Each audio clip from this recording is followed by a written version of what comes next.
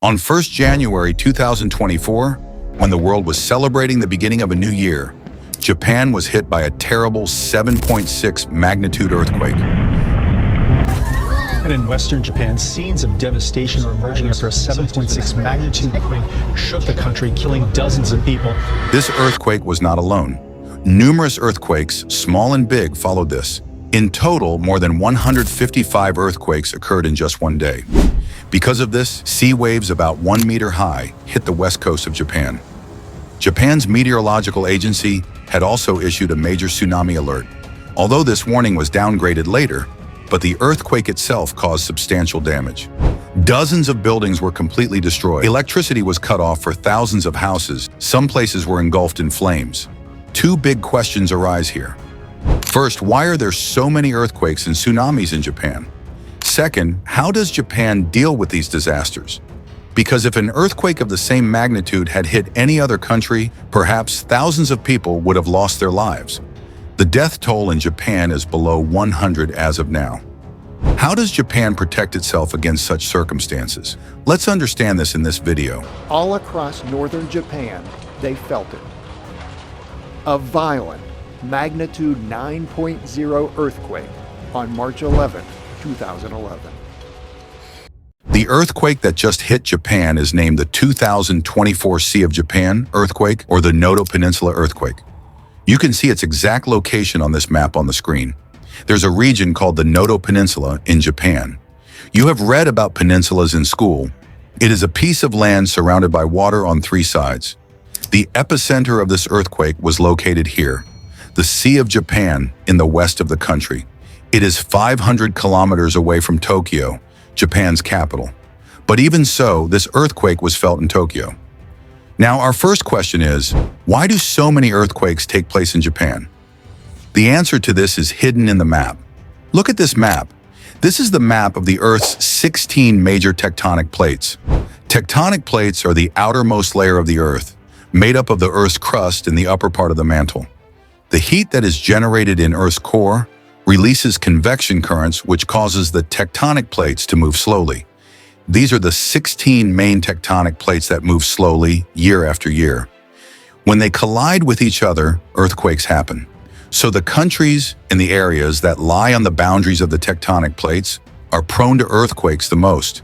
And the thing about Japan is that it is situated at a place where four tectonic plates come together: the Pacific Plate, the Philippine Plate, the Eurasian Plate, and the North American Plate. This is the biggest reason why so many earthquakes are seen in Japan.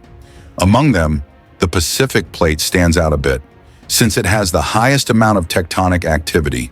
So the boundary of the Pacific Plate is known as the Pacific Ring of Fire, because this causes the highest number of earthquakes in the world, as well as the highest number of volcanoes. To some extent, this is true for the other plates as well, and the countries located on their boundaries witness a higher frequency of earthquakes. For example, if you see India's northern boundary, the boundary between the Indian and Eurasian plates that passes through Nepal amidst the Himalayan mountains, this causes devastating earthquakes in Nepal. The earthquakes in North India, in Delhi and its surrounding regions, in most cases, their epicenter lies between these two plates.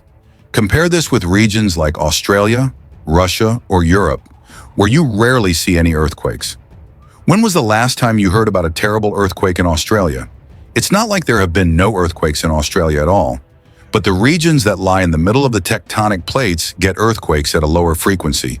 And when earthquakes do occur, they are not as devastating. And the reason behind this is that these major tectonic plates are made up of minor tectonic plates. And at times, the collision between the major tectonic plates can be felt even in the middle of the plate. But depending on the way that these main tectonic plates collide with each other, various types of boundaries can be formed, such as the convergent boundary, when one plate collides and slips under the other, or divergent boundary, where both plates move away from each other, or transform boundary, when both plates move parallel against each other. Among these, the most dangerous earthquakes occur when convergent or transform boundaries are formed. And the boundary of the Pacific Plate is a convergent boundary. It has a specific subtype known as the subduction zone. In the subduction zone causes the most powerful earthquakes because in this type of collision, when one plate collides with another, It goes right under the other, submerging into the mantle. And when this happens, as you can see in the diagram, a deep cavity or hole is formed under the sea on the boundaries of the two plates, which is called a trench. These underwater trenches are often the deepest point in the ocean. They can be 3 to 4 kilometers deeper than the surrounding seabed. The deepest point on Earth in underwater, known as the Mariana Trench. This trench is 10.9 kilometers deep. In Mariana Trench, the Point Challenger Deep is the deepest point in any ocean and on Earth. You would have heard about it a lot, but perhaps you might not know that there is a deep trench in the east of Japan, known as the Japan Trench. The depth of this trench is 8.4 kilometers.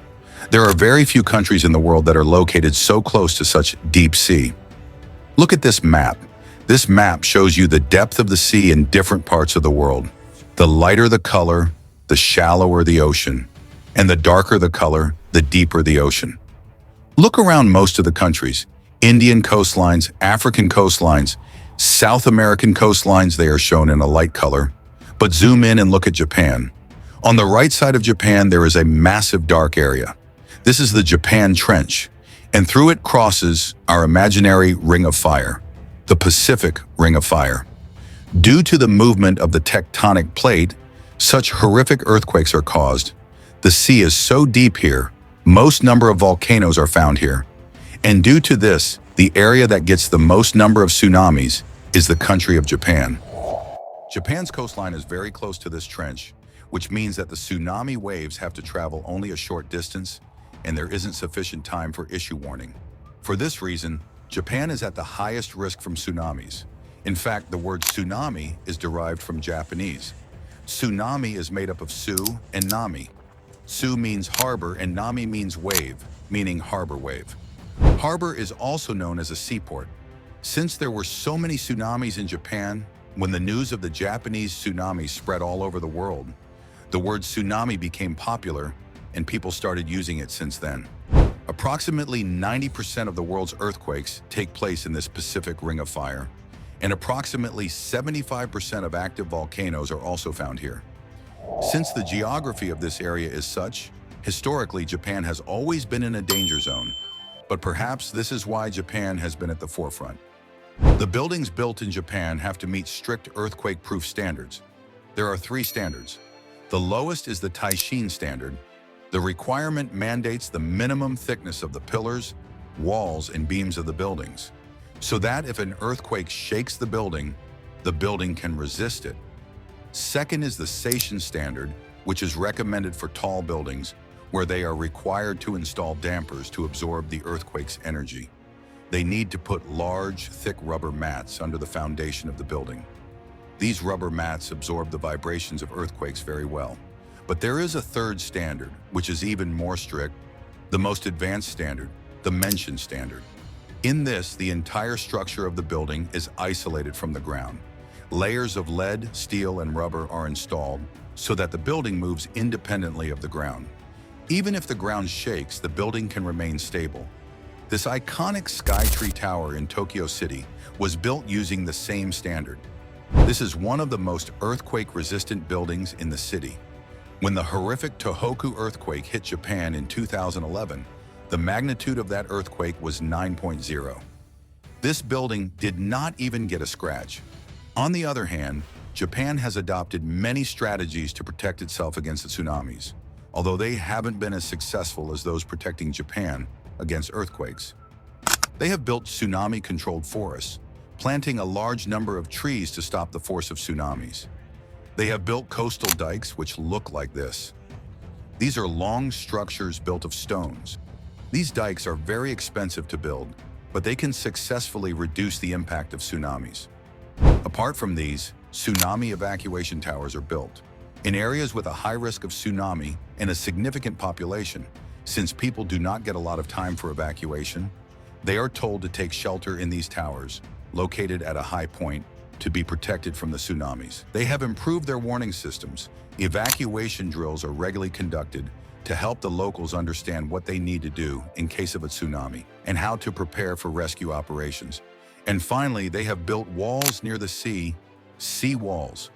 Japan has a 22,000-mile-long coastline, 40% of which is surrounded by these concrete sea walls. But unfortunately, these walls are not always effective, as it happened in 2011. Watch this video. 俺の車終わった。The earthquake that caused this tsunami was the most powerful earthquake in Japan's history. This tsunami caused the Fukushima nuclear disaster too. Nuclear reactors were damaged, leading to radiation leaks that spread over the Pacific Ocean. The 2011 earthquake and tsunami was the most devastating in Japan's history. Around 20,000 people lost their lives in it. After this, their government made their standards stricter. Thankfully, this year's disaster did not turn out to be as dangerous and fatal. Hope so you've enjoyed the video. For more such untold angles, subscribe to our channel. Thank you very much.